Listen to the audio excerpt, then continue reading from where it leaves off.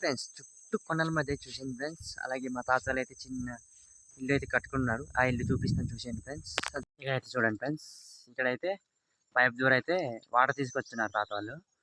అలా మీదకైతే ఊట ఉంది. ఆ ఊట నుంచి అలా పైప్ అయితే ఇలా తీసుకొచ్చారు. ఇక్కడ పైప్ ద్వారా వాటర్ అయితే ఇంటికి అయితే పట్టుకెళ్తారు.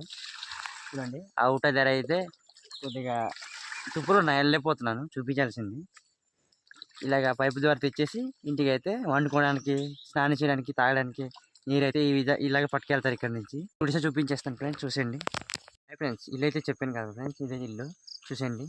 చిన్న ఇల్లు, మా నాన్నమ్మ తాత ఉంటారు అంతే.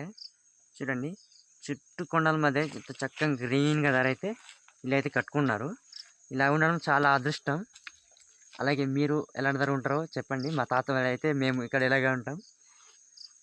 మీరు ఇలాంటి ధర మీ తాత వాళ్ళు కానీ మీరు కానీ ఉంటే కామెంట్ చేయండి ఫ్రెండ్స్. మేమైతే చాలా ప్రశాంతంగా యూని ఎంజాయ్ చేసుకుంటూ పచ్చదనం అయితే హాయిగా ఉంటాం ఫ్రెండ్స్. అలాగే మీరు ఎలాంటి ధర ఉన్నారో, ఎలాంటి ఇల్లులో ఉన్నారో కామెంట్ చేయండి ఫ్రెండ్స్. నెక్స్ట్ కలుద్దాం. బాయ్.